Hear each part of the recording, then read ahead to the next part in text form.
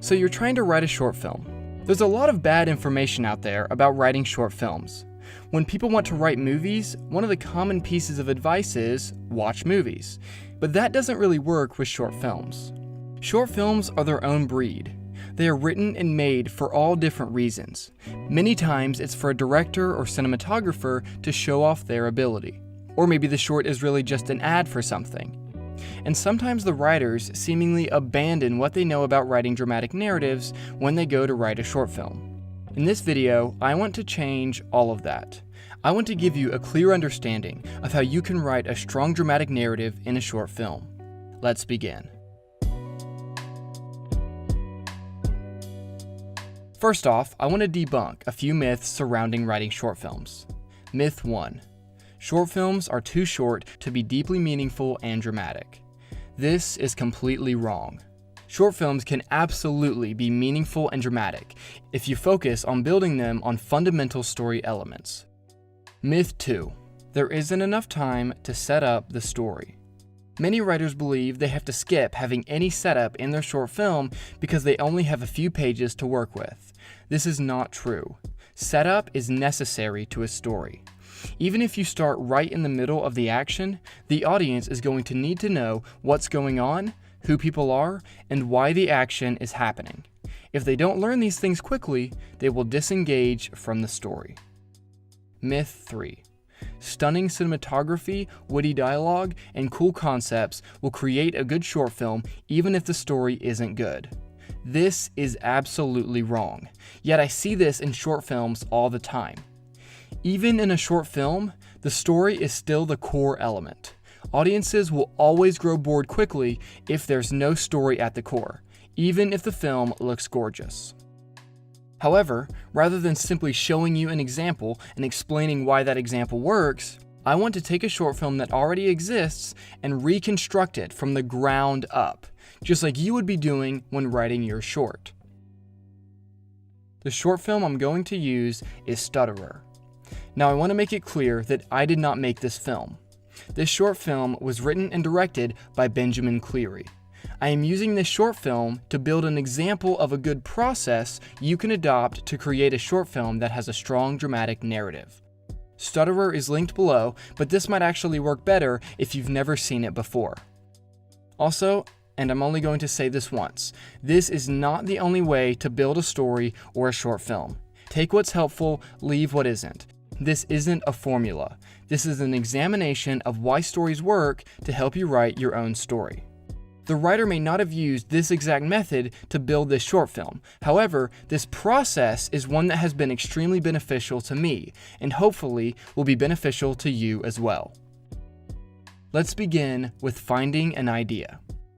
Ideas can be all sorts of things. They can be a scene, a character, a line of dialogue, a concept, or a philosophical idea that you want to examine. For this short film, let's start with a very simple idea. The story is about a man who stutters. This is a good place to start. We now have a concept. We don't have our story yet, but we have the beginning of an idea. Now we can move on to building our main character and what they believe. Just like a longer form story, a short film needs philosophical, ethical, or moral dilemmas. This is why we become invested in characters. It's not about their ability to solve problems or the fact that they are in danger. It's about what the characters believe and the actions they take because of those beliefs that engage us with the story. It's good to start by building out the main character, the person that your story will revolve around. There may be many characters in your story, but usually there will be one character that pushes the story forward more than anyone else. In this story, our main character is a man who stutters. His name is Greenwood. Greenwood's stutter is an external problem. But this isn't where the conflict of the story is. We need to give Greenwood some beliefs. What does he believe about his stutter that holds him back in life? We need to answer this question so we can begin to build strong story conflict. But this is hard to figure out without knowing what the character wants and why they want it.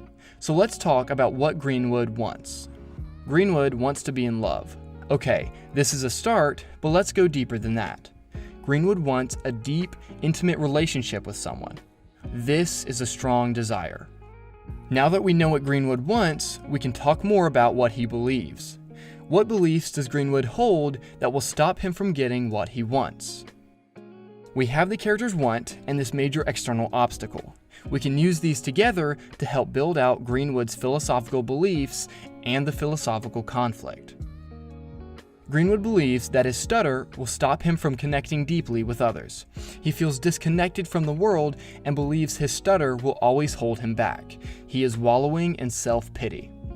So now we have our central character and the central idea behind the story. These are the guiding ideas of almost every great dramatic story. A character struggling with their own beliefs as they come into conflict with the world. Now that we have an understanding of what the story is about philosophically, we can begin building the other characters in the story. Okay, so this is a love story. Greenwood wants to find a deep, intimate relationship. So he needs a love interest. Now we bring in Ellie. Ellie is Greenwood's love interest, but she can't just be the love interest. Why? Because that's not what the story is about. The story falls flat if Ellie is simply the love interest, because then she wouldn't be adding to the philosophical conflict. She should hold beliefs that oppose Greenwood's. Ellie accepts herself for who she is. Ellie is willing to be open and honest. Ellie is not wallowing in self-pity. These are the beliefs that Greenwood must accept. And now Greenwood and Ellie's beliefs are in conflict. If this is the case, then we need to see proof of Ellie's acceptance of these ideas. Ellie needs to have an external problem just like Greenwood, but we don't know what it is yet. We'll come back to this. Now we have two major characters, but let's add one more. Greenwood's father. Greenwood shouldn't have a father in the story for no reason. This character should also add to the philosophical conflict. Greenwood now has evidence of someone in his life that accepts him for who he is. This is how the father character adds to the philosophical conflict. So now we have our concept, our philosophical conflict, and our characters. Now we need to think about how we can structure a story in a way that is dramatic, interesting, and pressures our main character in the best way possible. Let's look at narrative structure. Short films aren't any more difficult to write than feature films. However, some people get confused because they try to apply structural formulas and rules that only work with feature-length screenplays to short films. As a storyteller and a writer, you should be focusing on the fundamental elements of how a story works. And that's why I want to structure this short film using Dan Harmon's Story Circle. The Story Circle is a great tool because it isn't constricted by a certain length of time. Rather than existing to hit certain beats on certain pages of a feature film, the Story Circle focuses on the fundamental elements of the story. The Story Circle breaks down into 4 quarters and 4 points, which create a dramatic story. Number 1, the character is in a zone of comfort. Number 2, but they want something. Number 3, they enter an unfamiliar situation. Number 4, they adapt to it. Number 5, they get what they wanted. Number 6, they pay a heavy price for it. Number 7, they return to their familiar situation. Number 8, having changed. I've talked extensively about the Story Circle in my previous videos because I believe it is the best structural tool for the screenwriter because it moves away from screenwriting formulas and focuses on the innate and natural elements of a dramatic story. For an in-depth look at the different ways the Story Circle can be helpful to a screenwriter, check out my video on story structure, linked below. So we already have the first 2 points on the Story Circle. We have a character, Greenwood, and we know what he wants, to be in a deep, intimate relationship. And we also know what holds him back, his beliefs about his stutter. Now let's look at point 3. We need to place Greenwood into an unfamiliar situation. This is where Ellie fits in. The unfamiliar situation needs to specifically challenge Greenwood's beliefs. This short film uses the fact that Greenwood and Ellie have been chatting online for 6 months, and now Ellie is in London and wants to meet. This is a great unfamiliar situation. For Greenwood to get what he wants, it will mean confronting his deeply held beliefs. This is a fantastic dilemma. What will Greenwood do? So now we move to 4. Greenwood must adapt to this new situation. Now that we know who Greenwood is, we understand how he would react. At first, he simply doesn't want to respond. He wants to go on the date, yet he doesn't want to reveal that he has a stutter. He wants connection, but feels completely constricted. Now let's move to 5. The character gets what they want. Greenwood should decide to meet. This is what he wants. No matter how scared he is, he does want this, so he takes a chance. Hi, Ellie. So sorry I haven't gotten back to you. If you're still in London and by some chance still want to meet me, I'd love to meet you. However, at 6, Greenwood will pay for this. One of the biggest important elements of a good drama is that characters' action must be challenged. Characters heading towards what they want or getting what they want should always come at a cost. This keeps the conflict heightened and the story moving forward. So Ellie will agree to meet, because this is who she is. She is one who has accepted herself and is willing to take a chance. However, now that Ellie has agreed to meet, Greenwood's walls are going to have to come down. He won't be able to hide. Now we go to 7, return to a familiar situation. So this is where a lot of people get caught up. They are confused as to what the return is.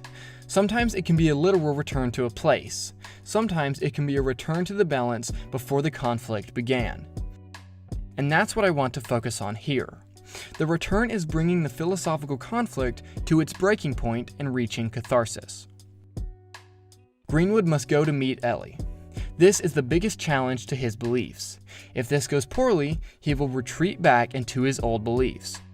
However, if it goes well, then he may become a changed person. If the goal is to push the drama as hard as we can, then it must seem like there's no way this can go well. And then when it does go well, the audience is relieved and experiences catharsis. Not just because a date went well, but because the philosophical ideas of self-acceptance, honesty, and risk-taking are confirmed by the story. So now we need to build our ending. Remember when we were building the character of Ellie? We never gave her an external obstacle that she has already conquered to show her philosophical beliefs. So let's do that now. When Greenwood goes to the date, he must realize that Ellie is someone who has her own problems, yet has accepted herself and is willing to be honest. And because this is a love story and we want the ending to resonate, Ellie's external problem should complement Greenwood's external problem, as if they were made to be together. So if Greenwood can't speak, then maybe Ellie shouldn't be able to hear. And this is how this short film builds its ending. Greenwood can't speak, but he realizes that Ellie is deaf. And then at number 8, Greenwood is changed. Being honest and taking a risk worked in his favor. He will accept Ellie for who she is, and she will do the same for him. Greenwood's beliefs have radically shifted. So now we have the core of the story, but this isn't everything. We haven't actually written it out, figured out dialogue, made stylistic choices, and so on. But this is our foundation. Everything that comes after this point will be built on a strong foundation because the core elements of a dramatic story are here. Now, was this easier than what the story building process is actually like? Yes, of course. Having the finished product and being able to work backwards is always easier. When ideas come to us, they are usually messier than this, and your story will go through multiple drafts. However, I wanted to do this so that you have a framework that helps you get through the hard work of building the core of your story. Now that we have the core, I want to do some analysis on how Benjamin Cleary, the writer and director, actually brings these elements together. Hello? Sir, can you hear me? So the first thing we see in here is a man with a stutter struggling to speak on the phone. Hi, my name's Greenwood. I'm calling about my bill. 30 seconds into the short, we know who our main character is, we know his name, and we know his major external problem. Already from this, we can assume that his stutter is something that he feels holds him back in life. Then we see Greenwood practicing sign language. This further shows us that his stutter is a major element in his life that he wants to overcome. It also becomes part of his character, and a bit of setup for the end of the story when he finally meets Ellie. 1 minute into the short, we see Greenwood on hold with a company. We can see that Greenwood fears these situations that many people would consider easy, and that his stutter seems to be constantly on his mind. You're through to Umbrella Broadband. Thank you for holding. Your call is important to us. Now we go to the scene where Greenwood messages back and forth with Ellie. Again, this isn't just because Greenwood needs a love interest. This accomplishes two major things. One, it shows us that Ellie and Greenwood have been in an online relationship for 6 months. And two, it shows us that Greenwood wants to be with this girl in real life, whether he is consciously thinking about it or not. In the next scene, we see that Greenwood is a typographer, which doesn't really add to or take away from the core of the story. It's more of a stylistic choice.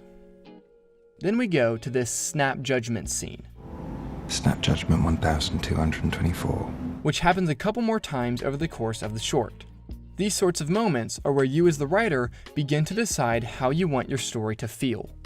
Moments like these are character moments, where we stop and learn about Greenwood. Now we meet Greenwood's father. Greenwood tells an interesting quote to his father. The way his father reacts after Greenwood recites the quote tells us a lot about who this man is. I like that one. We see that he accepts Greenwood. He is not judging him or angry with him for having a stutter. He simply accepts him. And like I explained before, this is his philosophical role in the story. This also shows that it is not enough that Greenwood's father accepts Greenwood for who he is. Greenwood must learn to accept himself.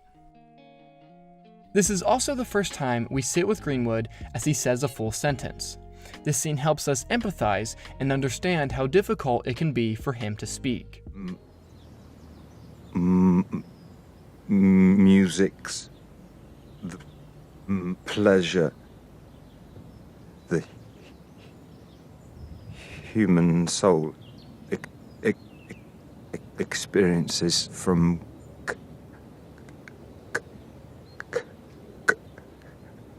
counting. Now we enter the unfamiliar situation. Ellie asks to meet in person. Let's talk about why this moment works. When Greenwood reads this message, he gets scared, and we get scared for him as the audience. The fear in the audience's mind isn't, it's going to be hard for him to speak on the date. The fear in the audience's mind is, she won't want to be with him after she realizes that he has a stutter. And those two are very different things. One is simply about an external problem. The second is about what Greenwood and the audience believe. Do you see the difference? That difference is everything. If you don't nail that, no one will care about your story. No one will care about simple external obstacles. They only care about how your character's beliefs come into conflict in the story. So now we go to another scene with Greenwood's father talking on the phone with the company from the beginning. Your company is not communicating with him. This adds to the shame that Greenwood feels. If he can't even operate as an independent person, then how can he function in a relationship? The internal voice he uses to judge other people exists because he judges himself. Greenwood decides to follow his current beliefs. He tries to find a way to skip meeting with Ellie. Okay. Hey, Elle, sorry only getting back to you now. Amazing that you're in London. I'd love to meet with you, but the thing is, my bloody cousins are visiting, and No. But then Greenwood makes a decision. He decides to meet with Ellie. He quickly writes a message and hits send. This is his biggest move towards getting what he wants. 8 minutes into the short, Greenwood tries to break up an intense argument between a couple and gets beaten up for it. This shows us another moment of how his stutter holds him back in different situations. Now Greenwood does one of his snap judgments on himself, and in this scene, he states the philosophical conflict that has been at the center for the entire story. Snap Judgment 1226. Reclusive typographer, invisible to the naked eye. Communication skills of an infant. Excels in the art of self-pity. And then Ellie finally responds and is still willing to meet with Greenwood, which is exactly what Greenwood wants, and also the scariest thing that could happen. Greenwood prepares for the date. This is where the short film ties in the scene where Greenwood gets beaten. Listen to Greenwood's thoughts. Still feels like a first date. My nose, cosmetic surgery. Yeah, it's weird. A little bit of work on. Greenwood is still trying to cling onto his old beliefs. He is still trying to think up a convenient lie rather than be honest. This adds to the conflict as Greenwood heads to the date. And then, the climax. Ellie is deaf, which isn't just a reveal for the sake of being a reveal. This reveal has a major impact on the philosophical conflict in the story. That's what makes the reveal impactful. Greenwood's external problem isn't a problem at all. He is able to be honest with her about his stutter. She will accept him for who he is, and he will do the same for her. In every scene of this short film, Greenwood is dealing with his external flaw and his internal limiting beliefs. Sometimes that conflict feels big, like trying to intervene in the couple's argument. Sometimes that conflict feels small, like Greenwood sitting by himself thinking. Either way, Greenwood is constantly being pressed by what he believes and how those beliefs shape his life. This is a fantastic short film. It has strong philosophical conflict, good structure, and an ending that works perfectly. While this is a case study, there's a lot of elements that you can apply to stories that are not in this genre. When you look back at the process we covered, hopefully you can see how these ideas can work with all sorts of stories with all sorts of lengths and genres. And by understanding those fundamental elements of story, you can write your short film as a strong narrative drama. Hello, I hope you liked the video. For an in-depth dive at the different concepts I've covered in this video, I recommend you check out my screenwriting playlist, linked on the screen now. Also, hit that subscribe button. And if you're a writer looking for a place to share ideas, give and receive criticism, and simply talk about writing, then I recommend checking out the Facebook group, linked below. Thanks for watching.